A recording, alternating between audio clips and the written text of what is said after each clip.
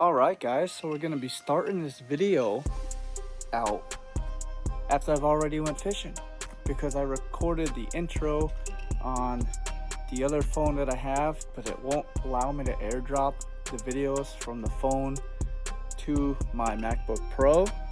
So that's the outro that I had and everything going over the boat. I can't get it onto my MacBook Pro. So this is gonna be the intro, the new intro. So I ended up catching 10 fish today total, but my battery bank ended up not working to charge the one single GoPro that I had. So I only had one battery. So I caught a total of, I think, 4 fish on that one battery. So, you know, definitely subscribe if you haven't already. Hit the little bell notification when you subscribe, so then you get notified every single time I upload a video. Yeah, upload my videos. Yeah, because I'm gonna be doing a lot more fishing and catching a lot more fish. So I hope you liked the video, enjoy, and subscribe, and I'll see you guys on the next one. Peace. Enjoy the video. All right, hopefully this wind isn't too much. I'm gonna start off by throwing a jerkbait here, and hopefully there's a little grass line right here. Hopefully I could pull something out of that.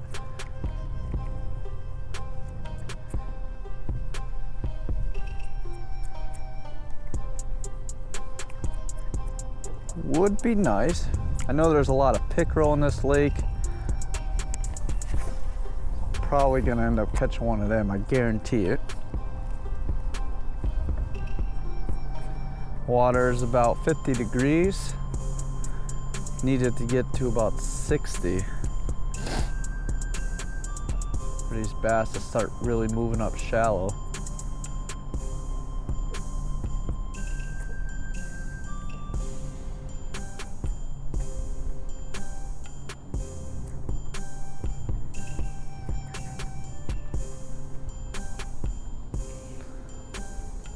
This is what we're throwing here. Hopefully you can see that. Little Googan Squad Scout.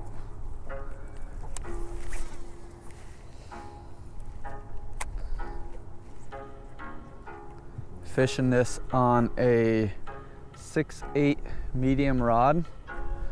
10-pound fluorocarbon line. 7:1 gear ratio Shimano Corrado HG.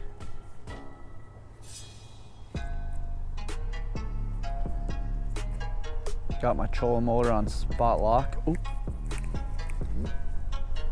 I think I just had one. Short striked it. Had too much slack on my line.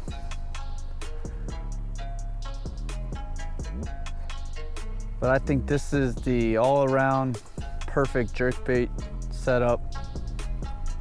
You know, if you're on a really, really clear lake, the lowest I'd go is probably 8-pound test. 8 to 10. Just do little twitch.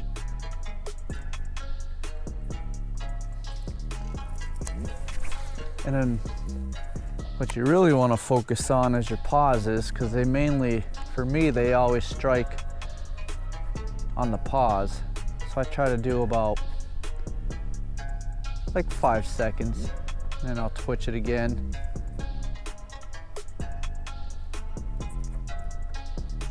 And then what I do is sometimes I'll do a soft pop, or sometimes I go really hard with it.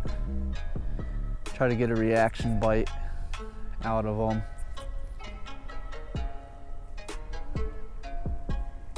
You want to twitch these on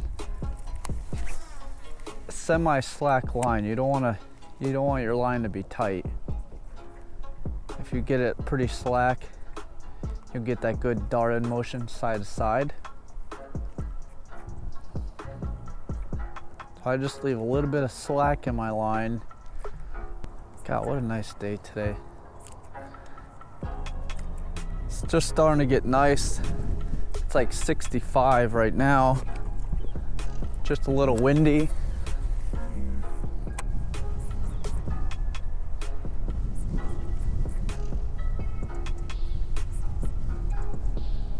Hopefully these bass are gonna want to start biting.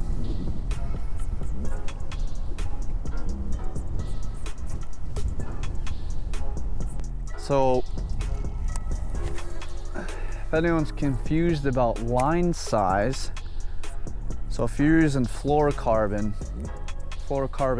sinks and get your bait down there deeper, and I believe it's more invisible in the water compared to monofilament.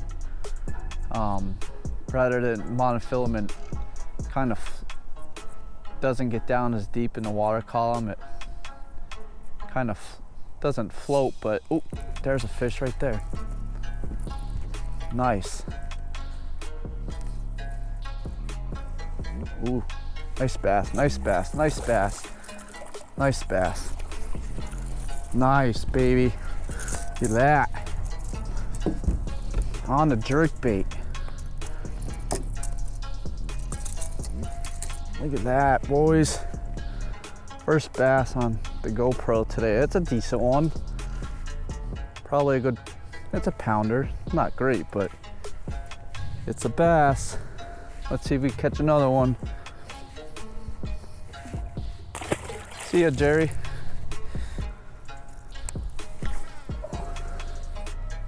All right, let's try to get another one. Sitting there talking about line sizes and he freaking smacked it. That was a nice bass.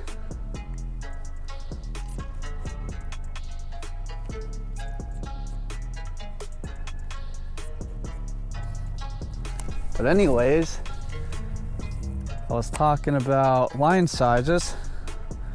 So for my jerkbaits, I like fluorocarbon line because it gets your bait down there deeper and it doesn't float as much in the water column like monofilament would. So for jerkbaits, you want to use fluorocarbon, crankbaits, fluorocarbon, anything you want to get your bait down deeper in the water column. I go with fluorocarbon line. I really, honest to God, I don't ever use monofilament. I kind of just stick with braid and fluoro. That's the only two lines I use. Ooh, something just smacked the bait over there.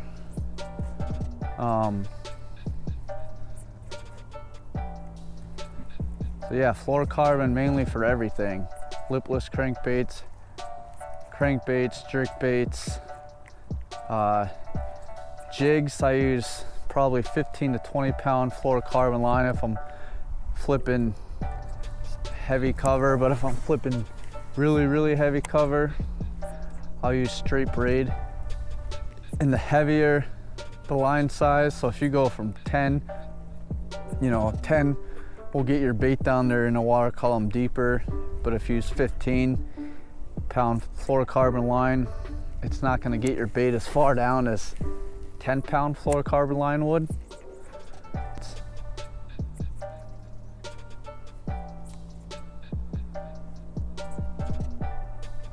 Come on, let's link up with another one.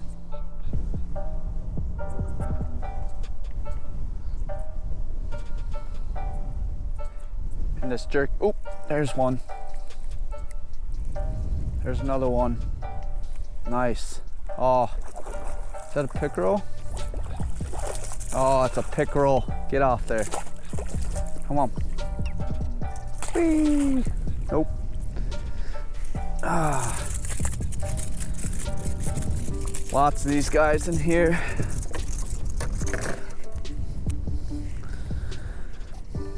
See you, Gary. There he goes.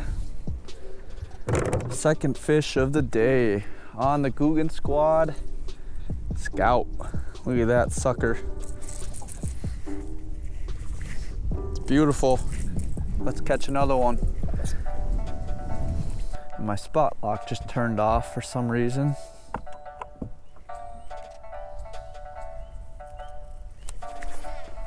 You guys gotta watch for that. Sometimes this thing, the spot lock tends to turn off on itself. I learned that the hard way. It turned off, I didn't know it. And then before you know it, I wasn't really paying attention to my boat.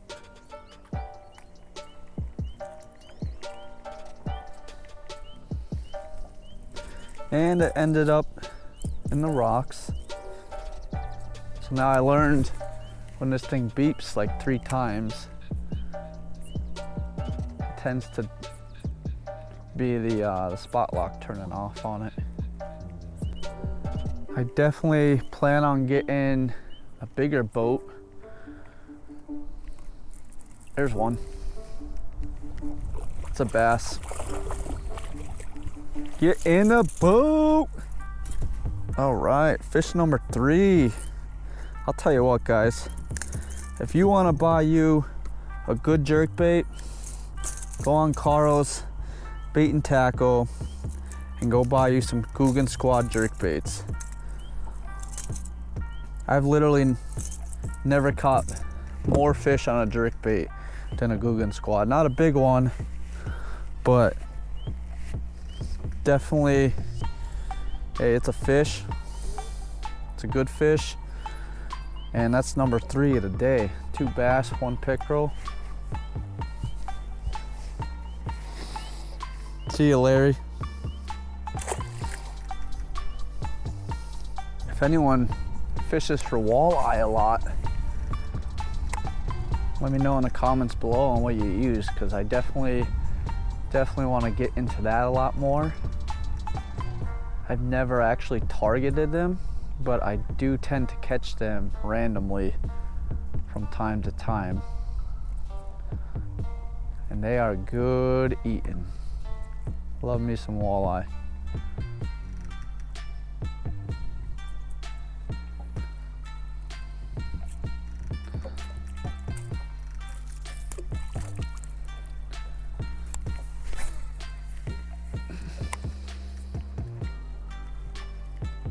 Come on.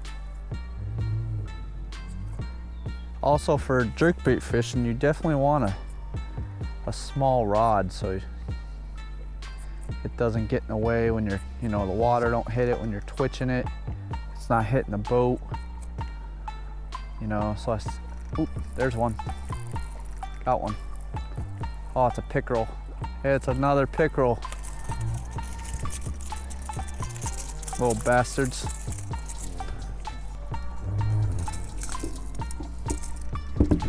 Yeah, another pickerel, boys.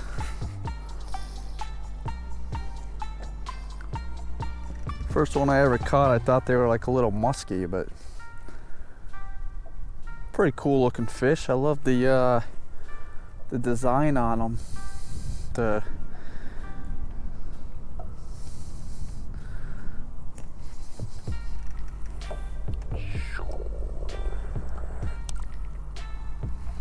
There he goes.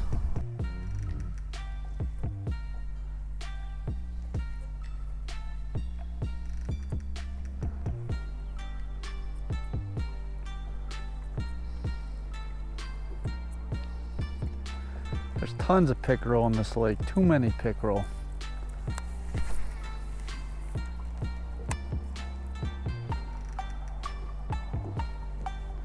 If anyone has eaten pickerel, let me know. I'm kind of curious to see how they taste.